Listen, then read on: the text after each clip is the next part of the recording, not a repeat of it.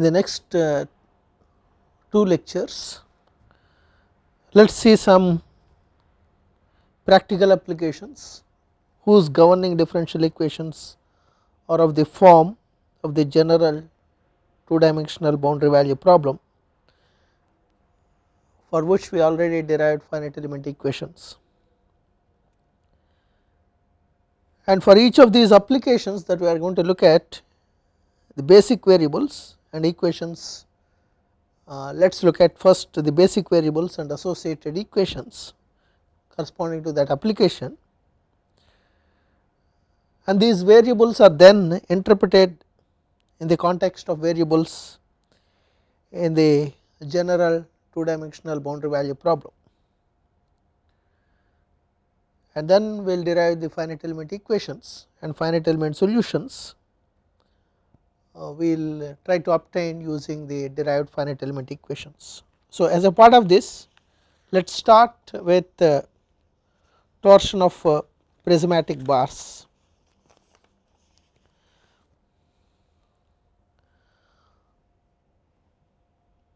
Torsion of a long prismatic bar, that is bar with same cross section throughout its length, can be formulated as 2-dimensional problem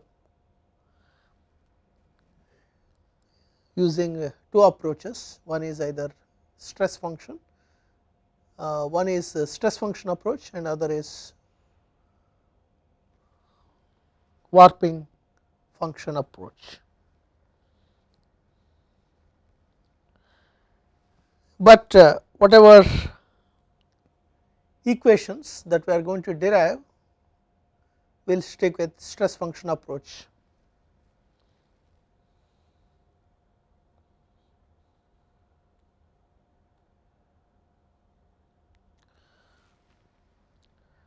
So, this figure shows variables associated with the torsion problem. U as a function of x y, v as a function of x y are the displacements in x and y directions. X y directions, the axis x y axis and z axis are clearly marked in the figure,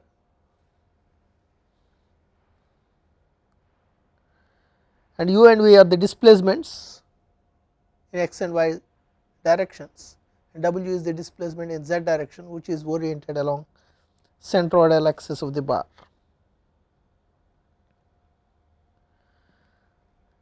For deriving the governing equations, linear elastic behavior and small displacements are assumed.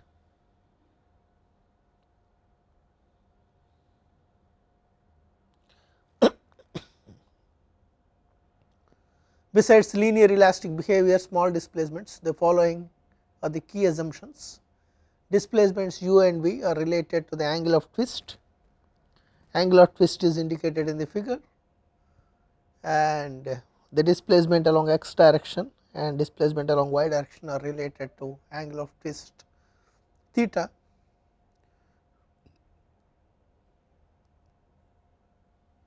Via these 2 equations, only shear stresses are present at any plane cross section along the bar axis. That means 2 stress components of interest are tau xz, which is going to be same as tau zx, and tau yz, which is going to be same as tau zy. With these assumptions, the governing differential equations can be derived as follows using strain displacement relation shape. We can get the strains in terms of displacements, and these are the relations. Substituting, we already know displacements along x and y directions, that is u and v in terms of theta, z,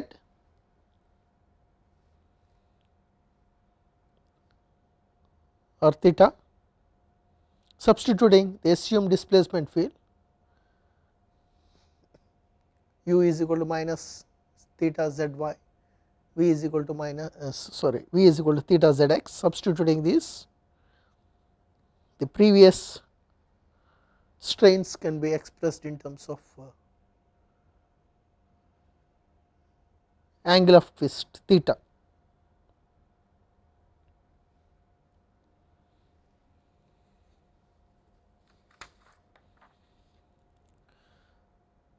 So, once we have strains, we can calculate stresses using Hooke's law. Use Hooke's law to express stresses in terms of displacements. Based on Hooke's law, we get this relation between shear stress and shear strain, and substituting the gamma xz that we just obtained into this equation, we get in terms of angle of twist. The other stress component is this one.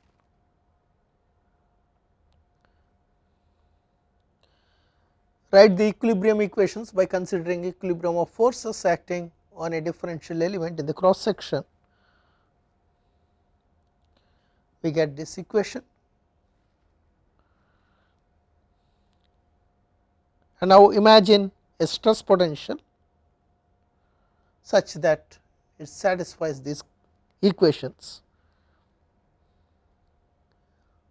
and if we can, or if we are able to find such a stress potential which satisfies these two conditions, then equilibrium will automatically satisfied, which is shown here,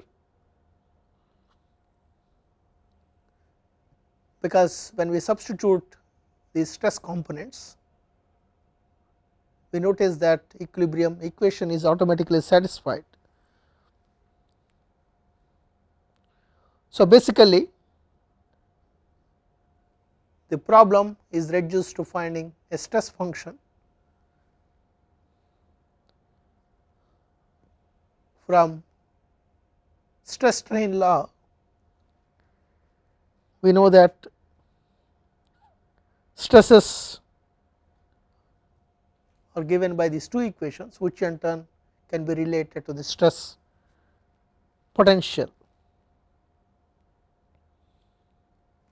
To eliminate W, differentiate the first equation with respect to y, the second equation with respect to x, and subtract two equations from each other.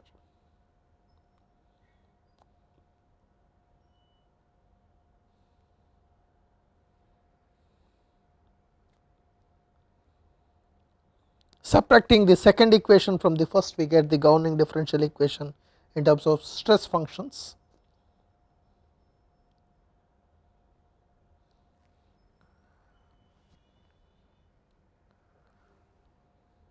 And the appropriate boundary conditions from the assumptions made regarding stress distribution are that there must be no resultant shear stress on the boundary. So, this is the governing differential equation. So, now we need to look at the boundary conditions.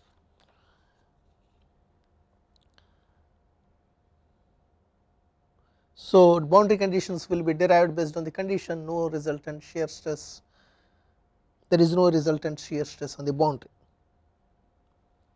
that is tau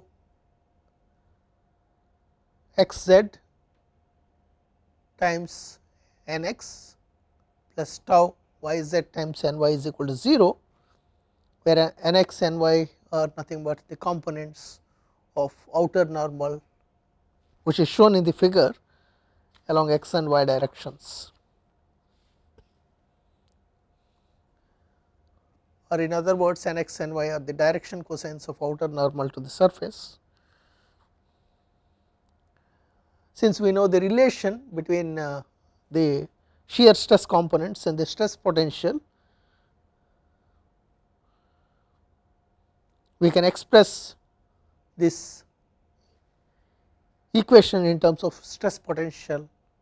For that, noting that outer normal has components nx and y, and Nx is given by cos alpha.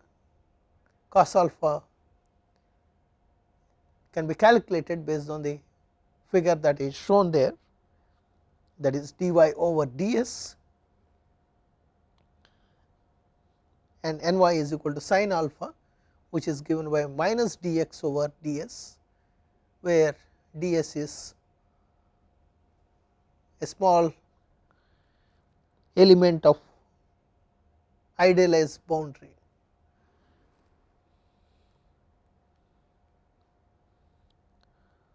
So, substituting the stress components in terms of the shear stress components in terms of stress potential,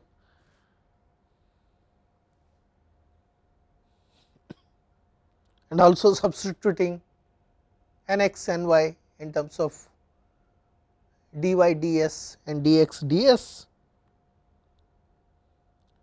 the boundary condition in terms of stress potential phi can be expressed by considering differential element along the surface as shown in the figure. No stress requirement can be expressed as, here basically Nx and y are substituted, and substituting stress components in terms of stress potential, finally we get this equation, that is partial derivative of stress potential with respect to S is equal to 0.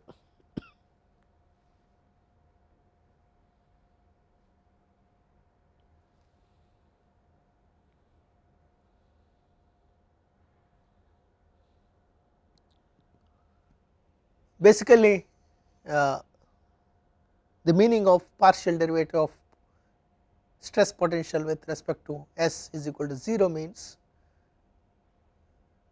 stress potential phi must be constant on the boundary. The actual numerical value can be arbitrary, usually a value of 0 is assigned to phi on the boundary.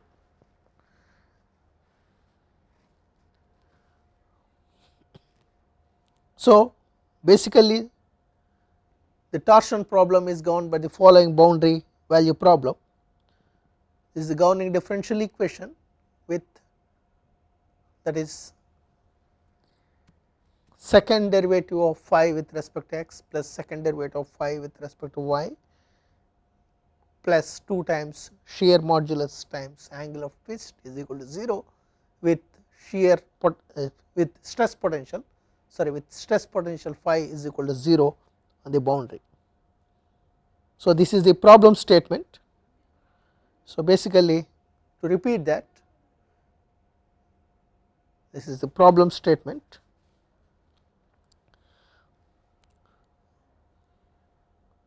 So, we can derive the finite element equations for the torsion problem by comparing with a general 2-dimensional boundary value problem.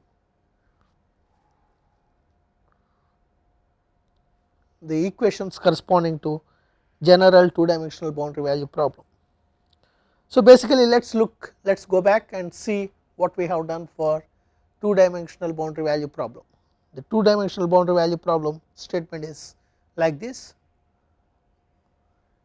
partial derivative of kx times dou t over dou x with respect to x plus partial derivative of ky times dou t over dou y with respect to y plus p times t plus q is equal to 0 over a domain A subjected to these boundary conditions,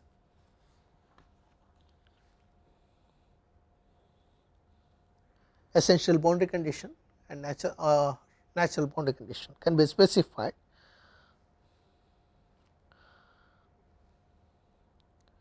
So, we used, if you recall, we used Galerkin criteria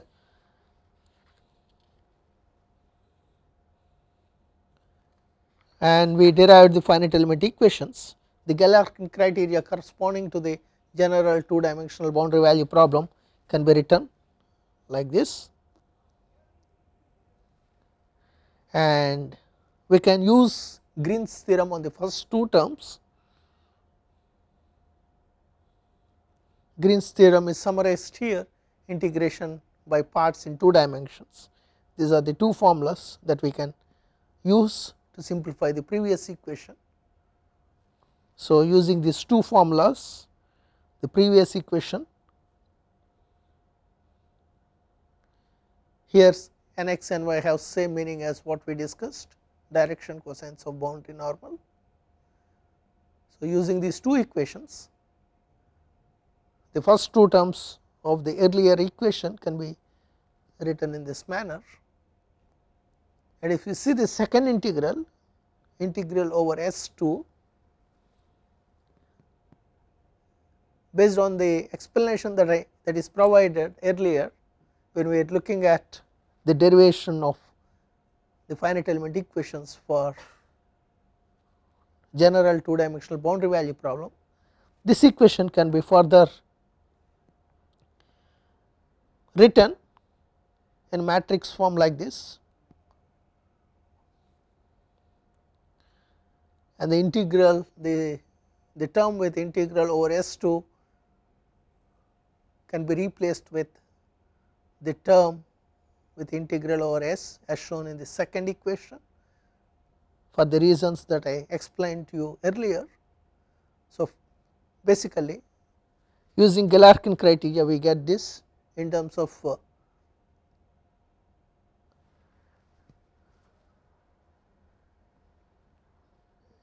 derivatives of shape functions Bx, By are the matrices consisting of derivative of shape functions, and n is matrix consisting of finite element shape functions. And this equation, the last equation, can further be simplified by substituting the natural boundary condition that is provided.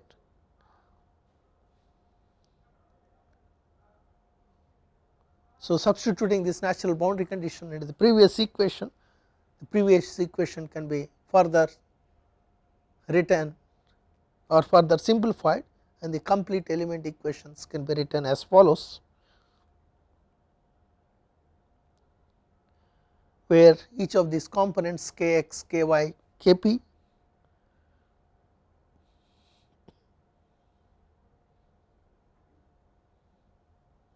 k alpha, r beta, r q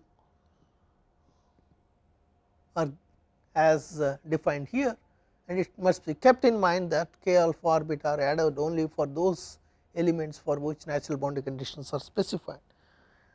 We discussed all this when we looked in detail the derivation of finite element equations for general 2 dimensional boundary value problems. So, given the governing differential equation corresponding boundary conditions for a particular application, the first job is to identify what are these kx, ky, pq coefficients, and then we can easily assemble the finite element equations corresponding to that particular element if you know the shape functions and derivative of shape functions. The equations associated with essential boundary conditions must be removed from the global equations before solution.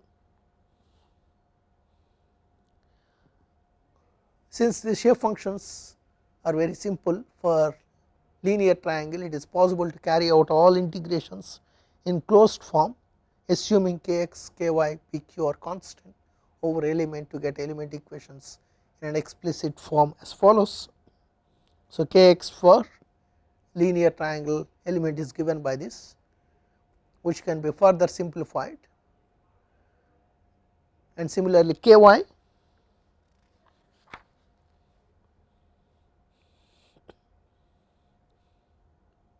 and kp, and to simplify the terms in kp,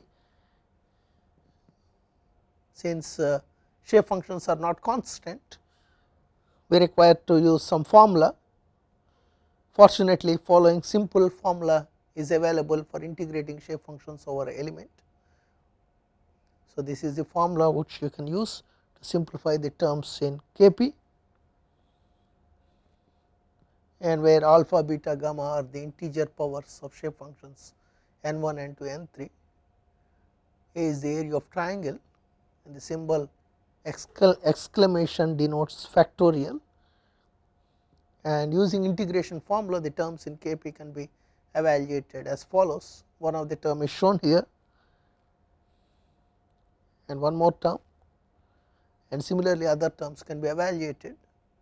Evaluating other terms in a similar manner, the matrix Kp can be written as follows, and Rq, substituting the finite element shape functions, we can simplify this, and we can here also we can use this formula if required. The values of some of the terms are shown here, therefore, Rq is given by this. And since the boundary of the element consists of 3 straight lines, that is, since we are dealing with linear triangle element, the integrals k alpha r beta must be evaluated separately for each side of triangle, and the details are shown for one of the sides. Integration along side 1 2, first we require to find length of side, and then k alpha can be written like this,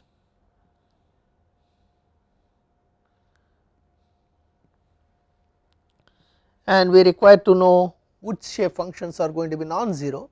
Along side 1 to n3 is going to be 0, n1 n2 are linear functions of S local coordinate system. So, using one dimensional Lagrange interpolation formula, using like one dimensional Lagrange interpolation formula, the trial solution along side 1 2 can be written as follows,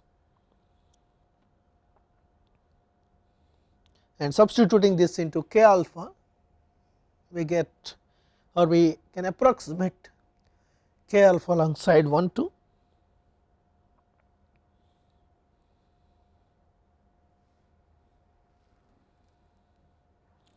and simplified form of k alpha is given. Here alpha is assumed to be constant. If alpha is not constant, then we need to include that inside the integral, and then you adopt numerical integration procedures. Similarly, r beta along side 1 2, the details are shown here. And what about other sides? For other sides like side 2 3 and 3 1, integrals can be evaluated in a similar manner. And finally, we can get equations for all sides, in fact only one, and while doing this, the only thing that differs for each of the sides is the placement of zeros in the shape function matrix n. It is easy to verify that for sides 2 3 and 3 1, the corresponding k alpha r beta are like this. So, this is what we have done when we are deriving finite element equations for general 2 dimensional boundary value problem. So, now we can use these finite element equations and identify what are the corresponding kx, ky, pq in the torsion problem, torsion of prismatic bars, and we can easily get the finite element equations.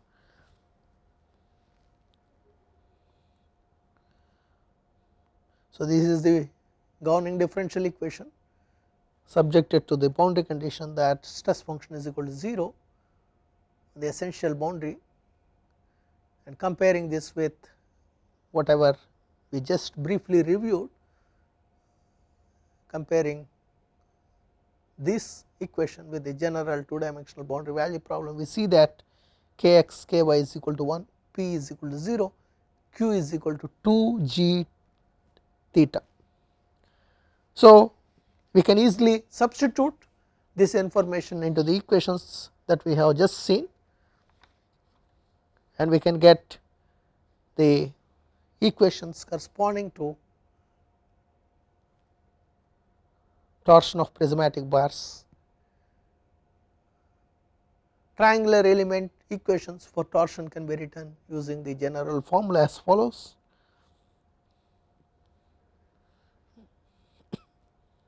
We should also keep in a note about these coefficients B1, B2, B3, what they mean, and if all the three coordinates, if all the coordinates of three nodes of linear triangular element are known, we can easily calculate what is B1, B2, B3 and also C1, C2, C3, and A is the area of triangle, area of the element, triangular element, and phi 1, phi 2, phi 3 are the unknown stress functions at the element nodes. So, in this problem of solving torsion of prismatic bars, we are basically solving for the stress functions. Once we know the nodal values of stress functions phi, we can calculate what are the stress components, shear stress components.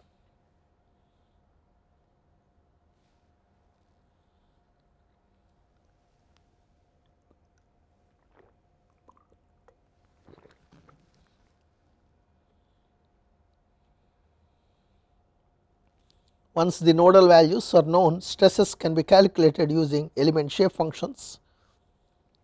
So, the stress function or stress potential value at any point inside the element can be interpolated using this equation, and taking derivative of that we get the stress components.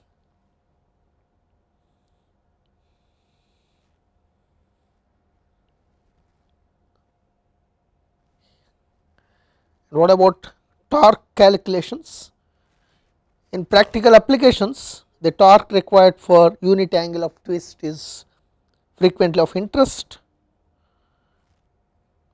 Torque can be calculated from the phi value by considering differential element as shown in the figure below.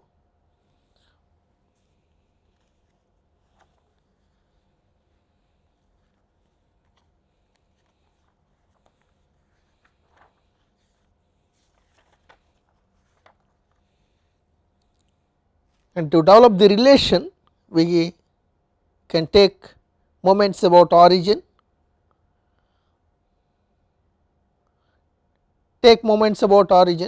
we get this equation, and the total torque is given by integrating this over the entire area of cross section. So, total torque is given by this, and this area integral can be expressed in terms of surface integral using Green's theorem.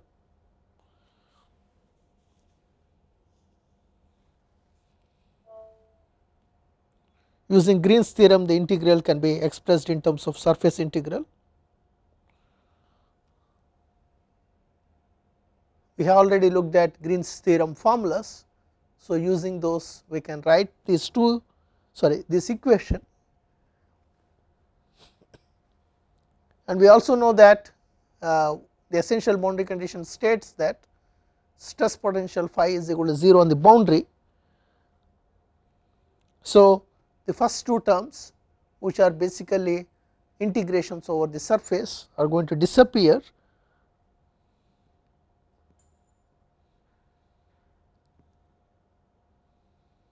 So, therefore, total torque is given by this.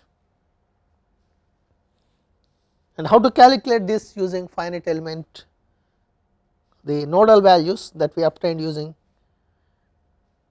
finite element.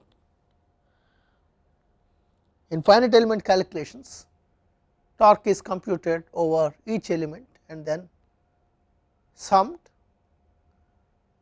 that is we will calculate torque for each of the elements and then sum up over all the elements, then we get the total torque, and for that we require to find what is the torque over each element. Torque over each element is given by this shape functions associated with that particular element,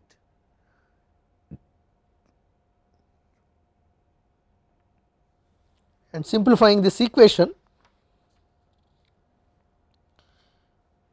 for linear triangular element,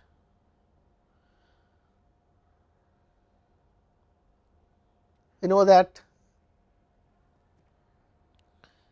n1 integrated over entire area of triangle, n2 integrated over entire area of triangle, n3 integrated over entire area of triangle is equal to a over 3. So, the previous equation for linear triangle element simplifies to this one. So, total torque is basically we need to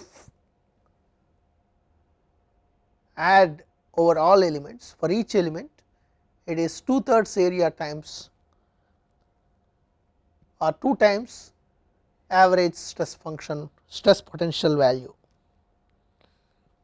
So, now let us apply these equations to solve a problem. So, the problem statement is like this: determine the stress distribution in a square bar shown in figure below. So, cross section of the bar is square, the dimensions of the bar is, so the cross section of bar is square and the dimensions of cross sections are, cross section is indicated 4 centimeter by 4 centimeter, and we can notice that there is symmetry. So, because of symmetry only a quarter of this cross section needs to be modeled, the corresponding the values of shear modulus and also angle of twist are given here in the problem statement. So, we will model only the quarter portion that is shaded in the figure. The corresponding boundary conditions are also indicated. Phi is equal to 0, stress potential is equal to 0 on the boundary, and also derivative of stress potential is 0 on the sides over which symmetry boundary conditions are applied. So, now let us take the quarter model and discretize that using 4 elements, 4 linear triangle elements. The discretization is shown with element numbers 1, 2, 3, 4, and also nodes are numbered and corresponding coordinates in xy coordinate system for each of the nodes is indicated.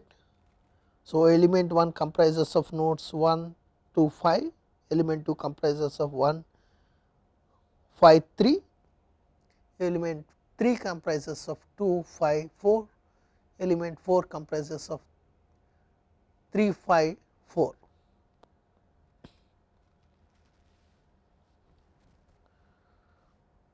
And since each of the triangle elements are of same size, the element equations are going to be identical for each of these element stiffness equations are going to be identical for each of these elements.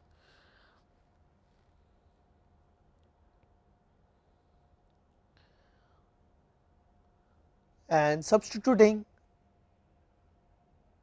the values of the coordinates into this equation, we can actually get element equations for each of the elements. All elements are identical and their equations can be written as follows, and here phi 1, phi 2, phi 3 are in the local coordinate system. Locally the node is 1, locally these nodes 1, 2, 3 can be different globally depending on the local to global node numbering mapping. So, all elements will have identical equations. So, now let us look at where the contribution from element 1 goes in, contribution from element 2 goes in, and element 3 and element 4 goes in into the global equation system. For that we require to take a note of global node numbers and the corresponding local node numbers, and also please note that in this problem, that is torsion of prismatic or torsion of square bar, at each node we have only one unknown, that is stress potential value. So, the contribution from element 1 goes into the locations depending on the numbering sequence 1 to 5 rows and columns of the global equation system, and the locations in the global equation system is shown in the table or in a matrix form. Similarly, for element 2 the contribution goes in 315 rows and columns of the global equation system, and element 3 contribution goes into 245 rows and columns of the global equation system. Element 4 contribution goes into 435 rows and columns of the global equation system. So, with that understanding, assembly of equations gives us this as the global equation system, final global equation system.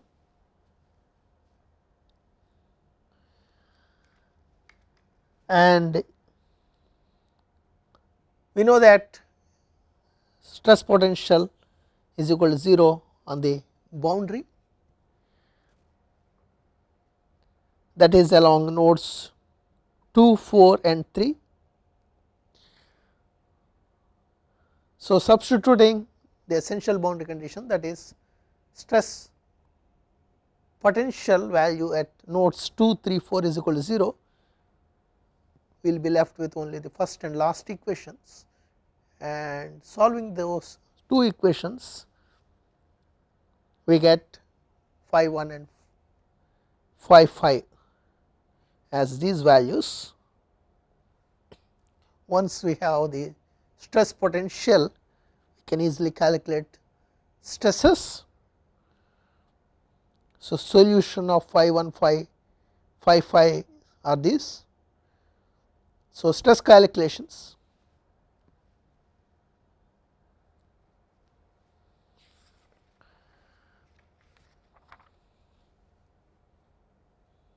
element 1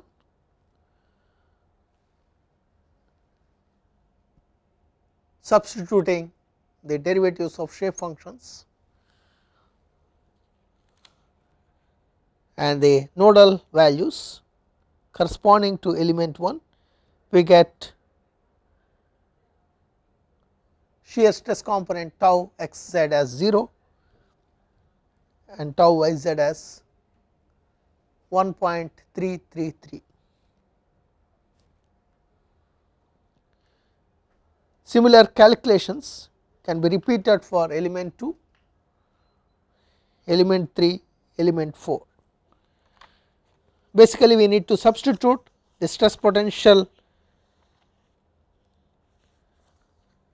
values at all the 3 nodes of element into the relation between shear stress components and stress potential in terms of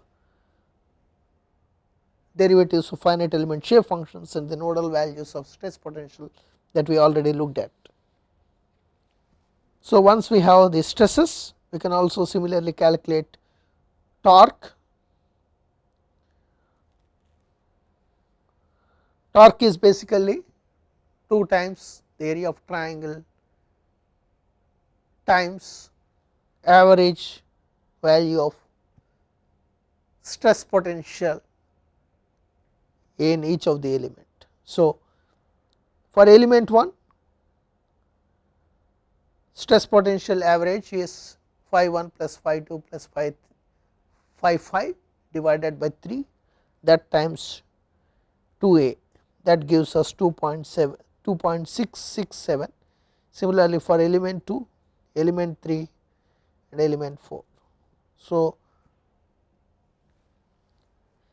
we have the torque values for each of the elements 1, 2, 3, 4. So, total torque is going to be sum of all these torques for each of the elements. So, total torque for the quarter model is given by this one. And since only a quarter of bar was modeled, for the entire bar torque is 4 times the value, that is 4 times 7.112. It turns out that it is 28.45 Newton meter.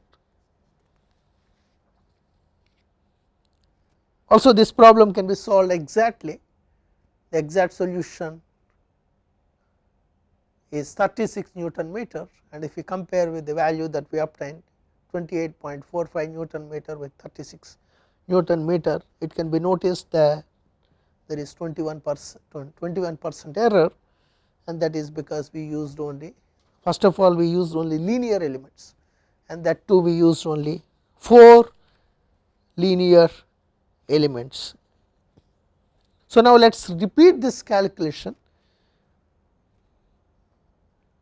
by dividing the quarter model into 8 triangle elements. So, this is a finite element mesh,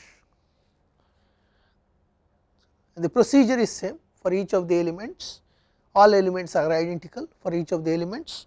Once we write element equations for one of the elements, element equations are going to be identical for all the 8 elements, and applying the essential boundary condition that nodes, the stress potential value for the nodes on the boundary is equal to 0, that is phi 7, phi 8, phi 9, phi 6 and phi 3, the stress potential values are 0. So, applying those boundary conditions, we can solve for the stress potential value phi at all rest of the nodes, and then we can interpolate, and then we can find the stresses and torque as we did for 4 element solution. And once we do that, and if you plot the stress function contours, they look like this for 8 element solution, and components of stresses, stress contours, tau xz contours, tau yz contours. Similar to that we did for 4 element solution, we can calculate torque for each of the elements, and then we can find the total torque for the entire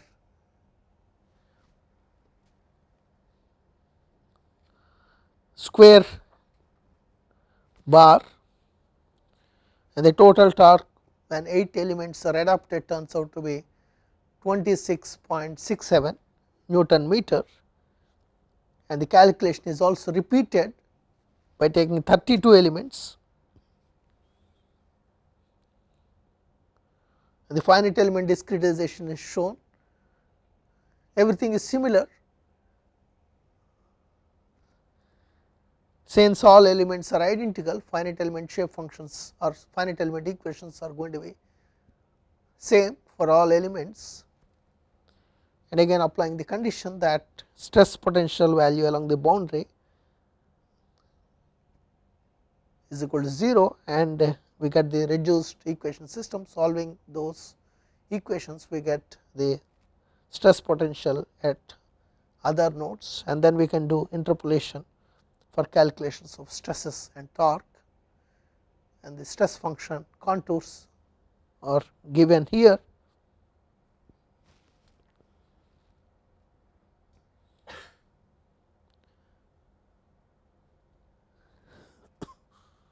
and shear stress components tau xz, tau yz contours are given here. The total torque for 32 element solution turns out to be 34.26. So, we can see that solution is converging as we increase the number of elements from 4 to 8 to 32. Similarly, but only thing is, as the number of elements are increased, it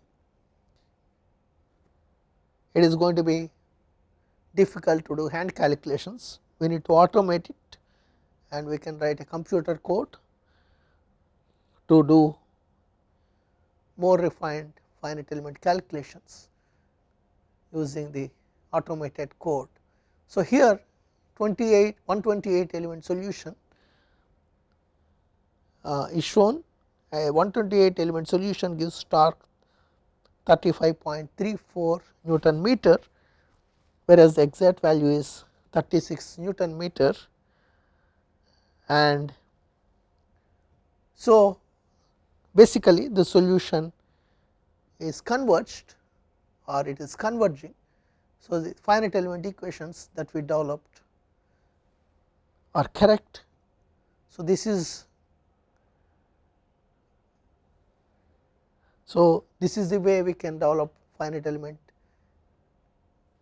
equations for any two dimensional general two dimensional boundary value problem. Once we identify the corresponding coefficients k x, k y, p q, and identify the corresponding coefficient associated with essential boundary conditions.